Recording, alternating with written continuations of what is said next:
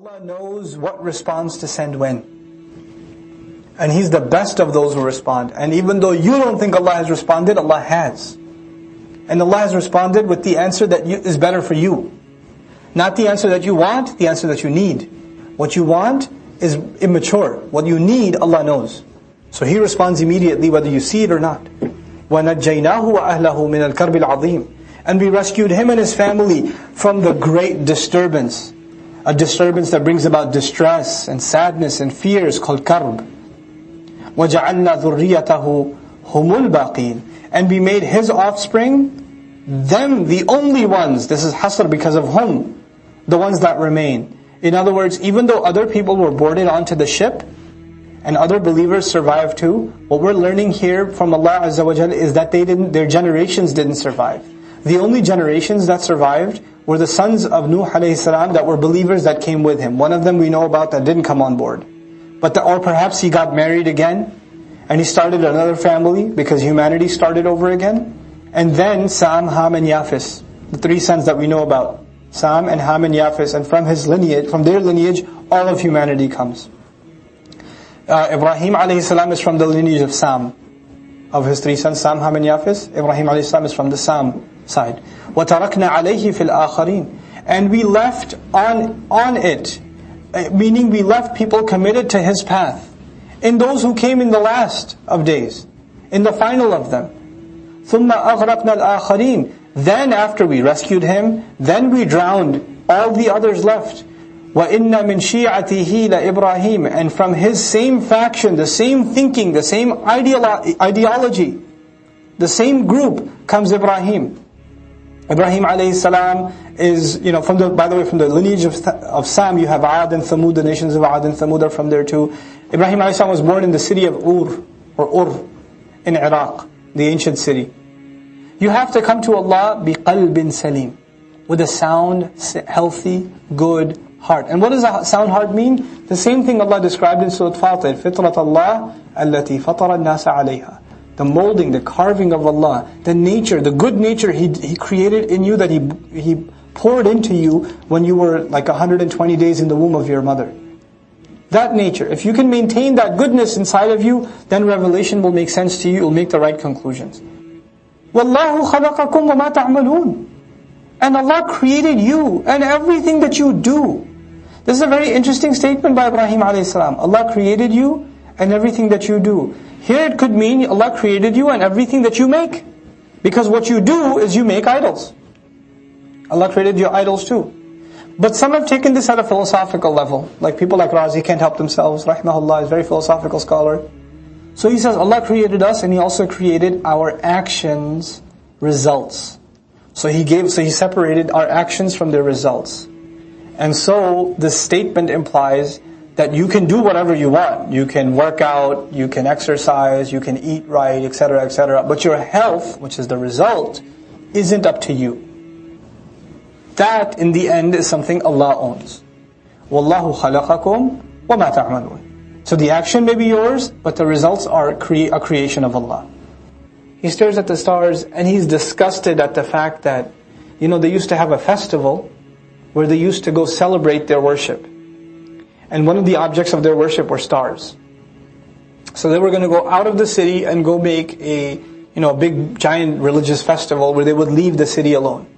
And this is where we learn when Ibrahim alayhi salam, made judad, made like bits and pieces out of all of the idols. But he looked at the stars, the same stars that they worship, and the same stars that's supposed to guide you to Allah. And he says, فَقَالَ إِنِّي سَقِيمٌ. He said, no, I'm sick. And he wasn't lying, he was sick of the religion. It made him sick to his stomach. I'm disgustingly sick. إِنِّي سَقِيمٌ. So he said, I'm not coming with you guys. His father said, let's go, it's a big festival, let's go. He said, he looked at the stars, and all the stars, I'm not going to go worship them. I'm sick. فَقَالَ إِنِّي سَقِيمٌ فَتَوَلَّوْا عَنْهُ مُدْبِرِينَ. Then they turned away from him, putting their backs to him. So he's the only one left in the village. فَرَاغَ إِلَىٰ آلِهَتِهِمْ. So he turned towards those gods. He turns his attention to those gods. فَقَالَ. He says to them, أَلَا تَأْكُلُونَ. Hey, you're not eating anything. He sees all this food in front of those idols, because they put food and flowers and milk and all this stuff in front of them. And he goes to the idol face to face. He goes, hey, you're not eating? You're not going to eat? Malakum? What's wrong with you? La tantiqun? You can't say anything? You don't talk back? He's expressing his frustration. Clearly he's a young man at the time. Clearly. فَرَاغَ عَلَيْهِمْ ضَرْبًا. Then he turned around and he smacked one of them. بِالْيَمِينِ. With his right hand. And then what happened after he smacked one of them and it fell to the ground, then you know what happened next, right? Then he went to town on it, and we've already read about that. So Allah just alludes to the fact that first he talked to them first. Like, hey, you look hungry. He's so enraged, and he just went at it. Now, فَأَقْبَلُوا إِلَيْهِ يَزِفُّونَ. Then they came at him, losing their minds, gone crazy. What have you done? What have you done? قَالَ أَتَعْبُدُونَ مَا تَنْحِتُونَ. He said again, do you worship what you've carved? قَالُوا ابْنُوا لَهُ بُنْيَانًا. They said, build a building for him. In other words, first you build this massive tower, then you set it on fire. You don't just build a fire and you keep building it, you keep throwing wood on it. You build this bunyan, huge building that stands on its own. Then you set it on fire. فَأَلْقُوهُ فِي الْجَحِيمِ. Then throw him into the loud flame. Once you set it on fire, the fire itself will be so loud it'll sound like a roar. Then you throw him in it. فَأَرَادُوا بِهِ كَيْدًا. Then they wanted to plan something for him, because people were starting to be impressed with Ibrahim a.s. So they wanted to scare this kid straight. So they build this large fire, they grab him, and they're about to chuck him in through the catapult or whatever, or push him into the fire. And they're thinking this kid will come to his senses and say, sorry, okay, I'll promise I'll never do anything like that again. But he doesn't turn back. فَجَعَلْنَاهُمُ الْأَسْفَلِينَ. Then he made them the lowest, which Allah keeps ambiguous from us what He did with them. Allah just tells us He made them the lowest, which means they were humiliated. It could also mean that they sunk, they were killed, we don't know. But we do know that Ibrahim a.s. escaped. قَالَ إِنِّي ذَاهِبٌ إِلَىٰ رَبِّي سَيَهْدِينَ. He said, I'm going to my master, He'll guide me. Like, how beautiful. Ibrahim a.s. is going somewhere. He's going to Palestine. He's leaving Iraq. And by the way, going from Palestine to Iraq, between Iraq and Palestine and Sham, there's a huge desert. And you can't go through that because you won't survive. So you have to go along the Firat, the river Firat, north. So Ibrahim a.s. went on a prolonged journey, where he finally ends up in Palestine. And so, and then from there, of course, you have Makkah, where he's told to make hijrah and leave the child. And then eventually comes Ishaq, etc., etc. So you have Ibrahim a.s. He's not saying, I'm going to Palestine, I'm going to Allah. إِنِّي ذَاهِبٌ إِلَىٰ رَبِّي سَيَهْدِينِ. He'll guide me. رَبِّي هَبْ لِي مِنَ الصَّالِحِينَ. Master, grant me from the righteous. What he could also mean here is, grant me righteous company. And Allah gives him children of the righteous. He grants him children. فَبَشَّرْنَاهُ بِغُلَامٍ حَلِيمٍ. Then we congratulated him of a forbearing, loving, compassionate. Hilm is actually a patient, tolerant child. Hilm also means that you don't get overwhelmed. You don't overreact. You take things and you can absorb them and you can deal with them in a calm way. This is hilm.